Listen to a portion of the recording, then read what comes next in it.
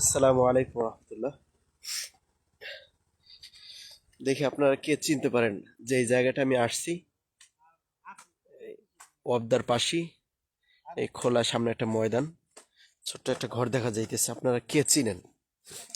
আজকে সংক্ষেপে একটু আলোচনা করব। অর্থাৎ যে এই জায়গাটা এখন আপনারা দেখছেন, এটা হলো আমাদের কদমতলা। কদমতলা ৫ নং ইউনিয়ন পরিষদ সংলগ্ন, অর্থাৎ ইটবেরিয়ার ভিতরে পড়ছে কিনা আমার জানা নাই, তবে কদমতলা বাজার থেকে পশ্চিম দিকে। এখানে এখন আপনারা দেখছেন একেবারেই খোলা খোলা ময়দান। ওই রাস্তার সাইডে ওখানে কিছু শাকসবজির গাছ আছে। এখানে ডোবার মতো আছে। এরপরে এখানে দেখা যাইতেছে কি গাছ, ডাল দিছিল হয়তো। আর এখানে হলো একটা ভবন ছিল এক সময়। যেই জায়গাটা এখন আমি আসলাম, এটা হলো আমাদের লাল মিয়া কিরাতিয়া হাফিজিয়া কওমিয়া মাদ্রাসা। এটা হলো ওই মাদ্রাসার বোর্ডিং ছিল এক সময়। এখন হয়তো এখানে কিছুদিন গরু অথবা ছাগল ছিল, একসময় বোর্ডিং ছিল। এই তালার অবস্থা। ওখানে ছাত্র, এখানে যারা, এটা ছিল একটা মাদ্রাসা। এখানে আমাদের, আমরা যখন মাদ্রাসায় পড়ি তখন তখনও মোটামুটি রানিং ছিল।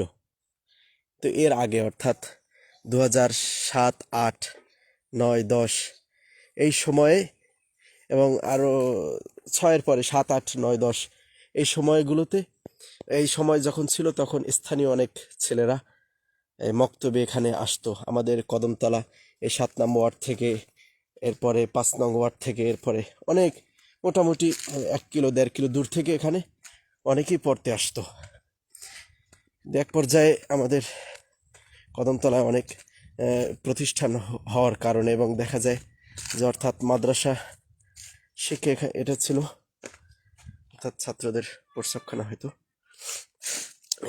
লেখাপড়ার মান ধীরে ধীরে আরও ভালো হওয়ার কারণে ছাত্ররা দূর দূরান্তে পড়তে যাইতো। তো দেখা যায় এক পর্যায়ে স্থানীয় যে আমাদের এই মাদ্রাসা লাল মিয়া কেরাতিয়া কওমিয়া হাফিজিয়া মাদ্রাসা, এই মাদ্রাসা ধীরে ধীরে ছাত্র কমতে থাকে।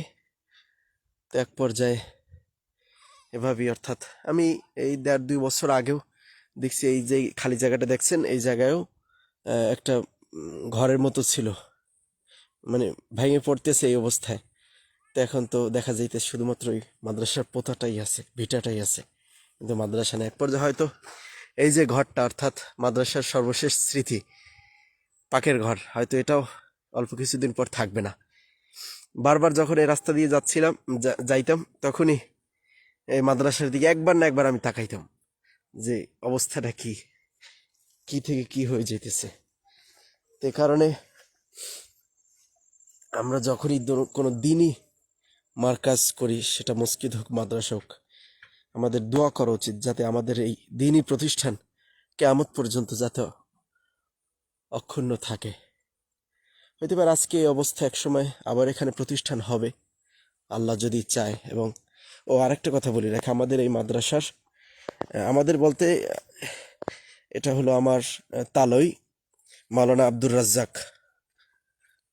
রাজ্জাক, উনি আমার তালই, আমার আব্বার বন্ধু। এখানে দেখা যাইতেছে উপরে কি বলে আমলকি, নিচে অনেক আমলকি আছে। মাশাআল্লাহ, আমলকি খাওয়া যায় হবে কিনা আল্লাহ জানে, বলতে হবে পরবর্তীতে। অনেক আমলকি আছে। হ্যাঁ,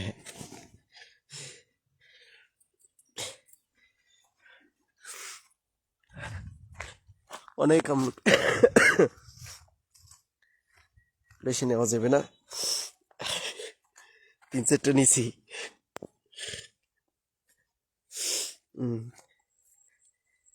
তো ইনশাল্লাহ আল্লাহ যদি চায় এবং এখানে যারা এই এখনো তালই তো আছি, এরপরে আরো যারা যদি কমিটিতে আরো কোনো লোক থাকে তারা যদি আবার চায়, ইনশাল্লাহ এখানে আবার প্রতিষ্ঠান হওয়া সম্ভব।